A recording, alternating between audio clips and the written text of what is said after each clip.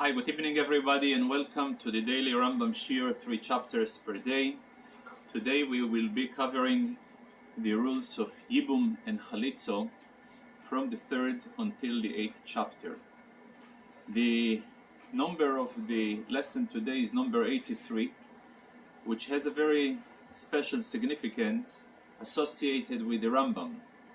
The Rambam divided the total amount of halachos throughout his entire series of 14 books into 83 sections. 83 coincides with the same numerical value of the word machalo, sickness. Part of the benefits a person gains from the study of Rambam, beside being united with Klal Yisrael, beside gaining knowledge of each and every concept that is being introduced in the oral tradition, there is another benefit: to gain health and strength. Many times people who were suffering from illness, physical illness, and the Rebbe suggested them learn Rambam. Some people were even in critical condition where the doctors gave up, didn't give them much chances. They took upon themselves the study of the Rambam and they got healthy. So happens to coincide with number 83. No, proper order over here, it helps to be healthy. There is an interesting story told about one of the Hasidim of the Chidushei Harim. Chidushei Harim is the first Rebbe of Gur, and he came and complained that in his town there is a Jewish man, however very evil, troublemaker. He hates the Hasidim and he gives them so much pain and agony that they cannot take it any longer. This man, he even nicknamed with the name of Yimach Shemoy. Yimach Shemoy is a special name that is being reserved to big anti-Semites, that after you mentioning the name, you wishing that their name should be erased. It's called Yimach Shemoy. So the rabbi turns to him and he says, in the rules of vChalitzah, we have learned in Shulchan Aruch that even if a person can be the greatest Rosho, the greatest no good troublemaker, nevertheless, if his brother passed away with any children, so the widow cannot marry until this troublemaker will give her vChalitzah. And we know that the entire idea of vChalitzah comes as alternative to Yibbum. And we know very well that the Torah explains what is the reasoning behind Yibbum. Veloi imoch shmoi miYisrael. The only place in Torah that is mentioned the word Yimach Shemoi is in a veloi, should not his name going to be erased, which comes to teach us a lesson that even if a person, he is a big troublemaker and he needs to improve his way, nevertheless, the name Yimach Shemoi should never be attached to any Jew, no matter what level he is holding.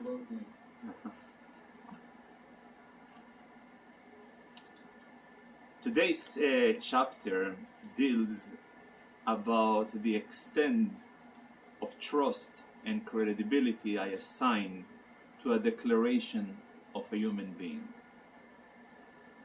Especially we're zooming particularly on married men, who obviously every married man is a potential one day to expire, and he may or may not have any children.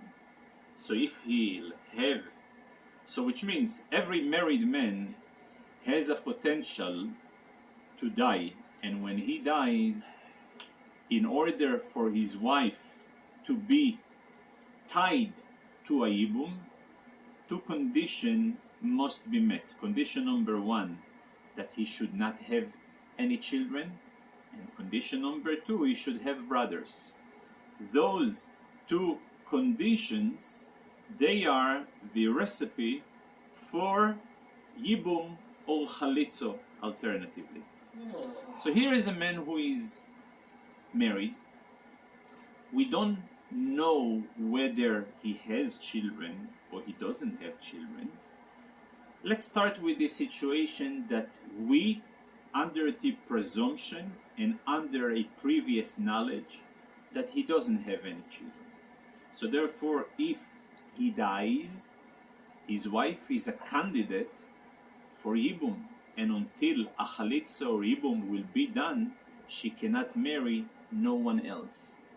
Suddenly, the person comes and brings the news, and he tells us, you see this gentleman, which until now I never knew him from Adam, this gentleman is my son. He gives you a new piece of news, that this piece of news comes to make the life of his wife after his death easier, because she will be able to marry whoever he wish. So the question over here, should I trust him or shouldn't I trust him? Because it's a news I never knew before. And the answer, I will trust him. For what reason? Because if he is really into making, if his only intention to make the life of his wife easier after he dies, he could have do it now just by giving her a divorce. He has an alternative. Since he has an alternative to come to the same result via a divorce, therefore, as we said, amigu, he has a trust mechanism that I can transfer the trust from the alternative type of act or claim or behavior to the current declaration. He declares that this is my son, although it is a new piece of news for me, nevertheless, he will be trusted. Now, let's say this person, as far as I know, he has no son. I know that he has no son. But I also know that he has no brothers.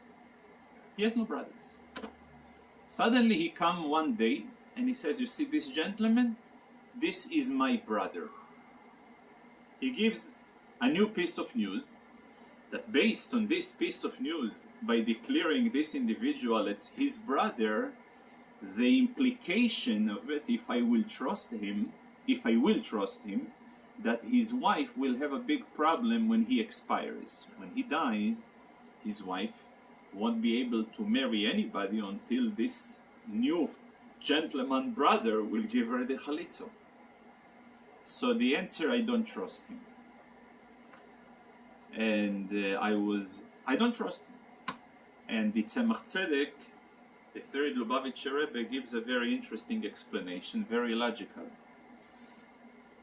Because though that generally I would always, as a default, I will always going to trust any declaration of any human being unless proven otherwise. So why wouldn't I trust him where an individual comes and gives you a piece of news? Here is a brother, I kept it secret till now, but now I feel comfortable to share my relatives with you. Why shouldn't I trust him?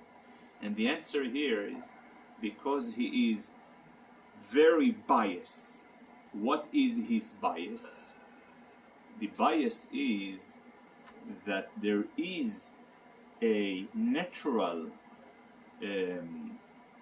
desire by a person that even after his passing, his wife should be tied. She should not marry someone else. She should not marry a foreign person. So by saying that this is my brother, he will assure that any future connection of his wife with another person will find some bumps on the way, some hindrance on the way. So since he is a biased party, I don't trust him. It's a very interesting halacha. Now there is another case. Here comes a person and he says that I have no brothers. I knew until now that he has brothers, but suddenly on his brother, he says, this is not brother, it was fake. Until now, you lived under the presumption, under the imagination that this is my brother, but this is not brother anymore. Now, seemingly, I may use the same logic that I was using, that a person will be trusted to declare this is my son, since he has amigo.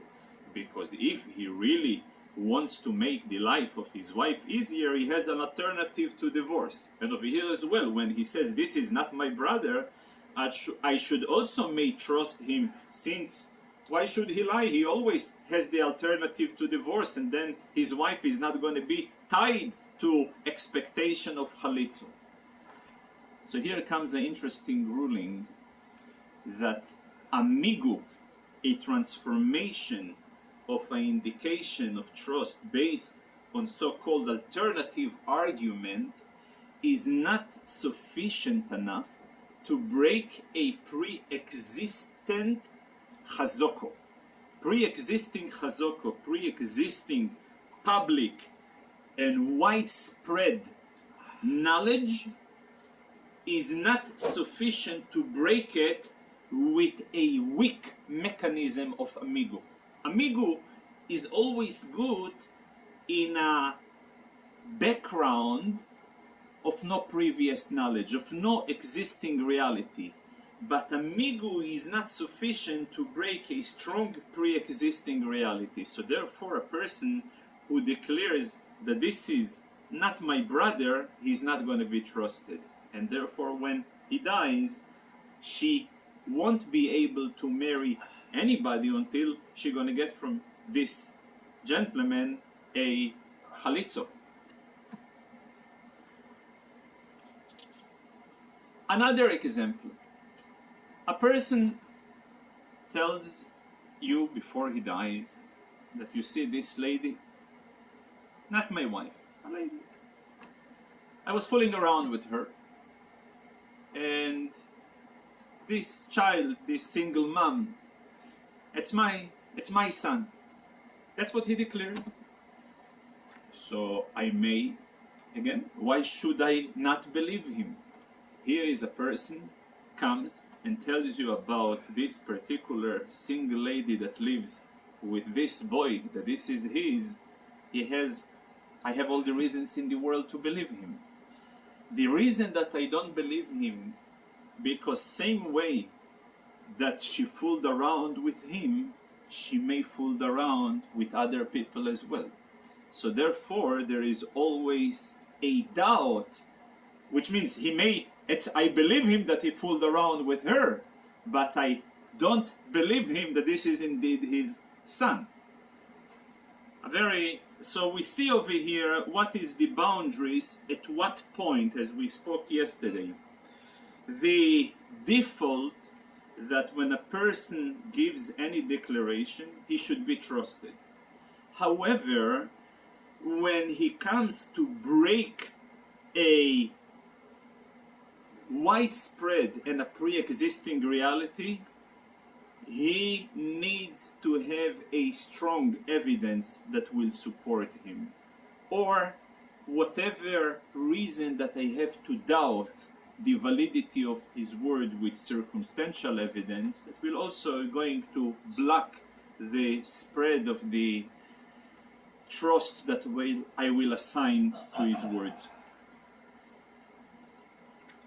Yesterday we have learned, although we have learned in connection to Gittin, but the same principle applies to Yibbum as well.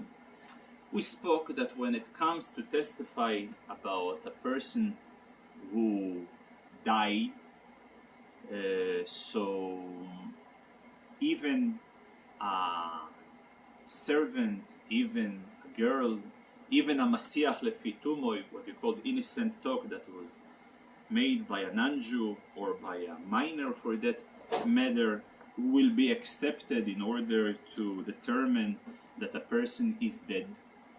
But there is always an exception. Who are those exceptions? The Chomesh Noshim, those 5 ladies who hate each other. So here, when it comes to the death of the Yibbum, a lady, her husband dies, childless, and he has a brother. Now the brother is not here, so anybody will be able to come and testify that her brother-in-law that she is tied to him died as well. He died in overseas, and anybody, we said, even a child, even a lady, even a servant, or even a Masiach lefi tumoy.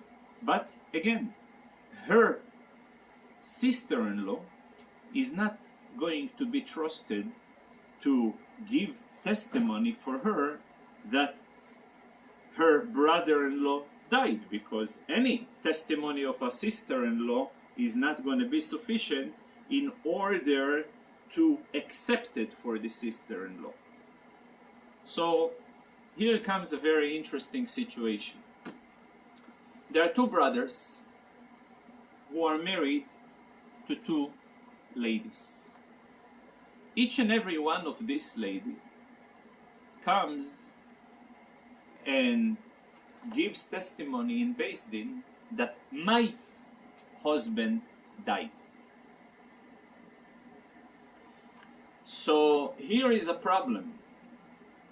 Given the fact that a lady is not kosher to give testimony to her sister-in-law, because she is part of those 5 women who hate each other, and therefore they cannot be trusted for testimony towards, for or against their sister-in-law. So let's use names. There is Rochel and Leah, they are 2 sisters. They are married to, let's say, to Reuven and Shimon. So both of them are coming and declaring that their husband died. Now, they won't be able to marry. Why should they be able to marry with someone else? Because as far as each and every one concerned, her brother-in-law is alive. Because how do you know that the brother-in-law is dead? Based on the testimony of the sister-in-law. But the sister-in-law is a disqualified testimony. So now, let's say one of those ladies, she managed to support her claim, her testimony, with external evidence of a Eid Echod, of one witness, as we have learned, one kosher witness when it comes to testify of a death of a person. Takona Saguno is no problem, I will accept his testimony. So the lady that she brings a Eid Echod for the death of her husband, she cannot go ahead and marry someone else. Because though she has a kosher witness for her husband, this kosher witness will be used to permit her sister-in-law to get married, but not to permit her. because for the sister-in-law, this Eid Echod gives over here testimony for the brother-in-law that he's dead. So she is free to go and marry whoever she wishes. But for that lady, what did she brought? She brought a testimony, external testimony that her husband died. But she still doesn't have a kosher testimony that her brother-in-law died. So the one with the Eid Echod, with the one witness, is stuck. The one without the one witness gets the go-ahead and to get married. Regarding Yibbum in general, there is a beautiful book called Sefer HaChinuch. Sefer HaChinuch is one of the classical works that written by an author that until now his identity is being searched for the last 700 years, but his work is fascinating. First of all, he presented each and every mitzvah of the portion of the week with the general details and also with the philosophical, ideological, spiritual reasoning behind it. His primary purpose is to make sure that the young boys on Shabbos, when they don't have school, they don't go overboard, they don't go wild, they don't get it, they're not going to be bored, and present them Judaism in a very entertaining way, very interesting way. So in the Sefer HaChinuch, he brings a very interesting explanation about the concept of Yibbum, which connects to what Rabbi Nosson mentioned yesterday. He says that each and every person is always, if he is married, so basically a marriage and a family unit is two halves of one whole, because every spouse is plag gufa, is a half of the entity. And also a brother, which is also comes from the same blood, in a sense he is also half of his entity. So therefore, when a person dies, so though he dies, but half of his remain by the surviving sibling of him, by the basically the surviving brother. It's basically an extension of him.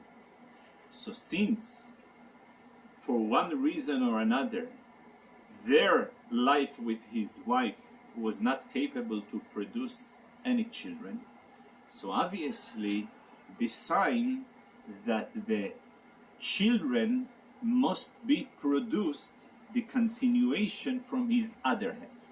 So though the child will be named after the deceased one, but given the fact that the surviving one, he gives the chance for it to happen, so therefore they are both partnering in the continuation of the future generation. Based upon this, we come to a very interesting concept that we mentioned yesterday. We read in the Torah about Yehuda, who had a son by the name of Er, who he died. And then he suggested to his brother Oinon to go and make Yibbum to marry his daughter-in-law. By this Yibbum, he said, as we read in the text of the Torah, Ki loi yeh hazera, that the future generation not going to be credited to him, and that was his mistake. Though that's true, that the idea that the deceased will have a continuation, but he didn't realize that given the fact that he is contributing for that continuation to happen, he is partnering with the credit that is being achieved through his Yibbum. What was interesting regarding the story of Yehuda, 2 points. Point number one, that Yibbum, according to the Nachmanides, before Matan Torah, before the Torah was given, was possible not necessarily by the brother of the deceased. It can be done also by a related party of the deceased. So therefore, according to some of the commentaries, the actual relation Yehuda had with Tamar later, though officially it was not with his awareness and knowledge, yet given the parameters of Yibbum, that they don't really require much of the intention and a typical kavono, the mitzvah of Yibbum was fulfilled even with the relationship of Yehuda himself. On the other hand, this is one extreme. On the other hand, there is another extreme that the Rebbe himself explains based upon Rashi, the logical and halachic ground why indeed Yehuda rejected Tamar after the death of the second son of Oinon. He basically so-called rejected to give the third son Sheilo to make the Yibbum for Tamar. Why did he reject it? And the answer is based upon the Rambam that we will be covering today, a little bit later, that there are many type of parties that they won't be qualified not to Yibbum, not to vChalitzah. Some of people will be qualified to Yibbum, some for vChalitzah. And this is also a question you asked yesterday. When we analyzing the original text in the Torah, where the Torah specified that the reason for the Yibbum is in order to give a chance for the deceased that his name is not going to be erased. So the rule, let's say if a person, he was impotent to begin with, so his name is already erased, or the candidate of the Yibbum, he is impotent as well, or the lady, she is an Ilonist that she cannot have any children, or any similar damages. So in such a case, the tie, the ziko of the Yibbum doesn't exist. For that reason, said the Rebbe, given the fact that Yehuda have seen a trend, a pattern, one husband have died, a second husband that died, so this particular lady has established over here a status that there is no continuity to the relationship with her, and therefore as such she is not even qualified for a Yibbum. So it's interesting how the story of Yehuda and Tamar, from many aspects, though that it happened before Matan Torah, the official rulings of Yibbum, obviously they were not really matching to what the type of Yibbum that we do have today, yet it became a model for Yibbum for both extreme. As I said, one type of extreme that Yehuda, what he was having with Tamar later was the actual act of Yibbum, and on the other hand, Yehuda rejecting to have Tamar to marry with his son was also a rejection of any ties for Yibbum. Just interesting note that I thought it will be appropriate to mention. Chazal, I was thinking something very interesting about Shu. shoe is a very important thing. You know, Chazal are saying that a person should sell everything he has and buy good shoes for his foot. Right now, we are about, if God forbid, the Geula won't happen until next, until 2 weeks, Thursday from today. So we'll, part of the Inuim customs that we do on Tisha B'Av is not to wear shoes. So there is a very interesting Hakilo tapechkes we are wearing, and the Lagachover is asking how come tapechkes are allowed to wear on Yom Kippur. He is asking it about regarding Yom Kippur because the original place where it says in Torah Te'anu is in connection with Yom Kippur. Te'anu is torture. So why tapechkes are allowed to wear on Yom Kippur? Or because it's not considered shoe, or because when you're wearing a tapechke, you are not that, you are more sensitive to the floor, because by definition shoe creates a strong separation between the floor, the ground, and at the moment that you're sensing somewhat the floor, so therefore it cannot, you are being tortured. For that reason you're allowed to wear tapechke. That's what he is asking, and he's bringing a very interesting proof from here regarding the what type of a shoe a person is allowed to wear in order for the lady to make chalitzah, because we have learned if he rejects to do the Yibbum, so then there is a chalitzah. What is the chalitzah? The removal of a shoe. But in order to remove a shoe, the shoe must be defined as a shoe. So part of the so-called shoe that is not defined as a shoe, if the sole that it has is made out of material that is not leather. If it's not a leather material, if it's made out of fibers of wool or flax, that's not a kosher shoe for chalitzah. Then there is 3 steps to the chalitzah. There is the actual reciting, which by the way must be in Loshen Kodesh, though they may not speak the language, but she must recite kocho baloshen hazeh, in that type of language that it's said.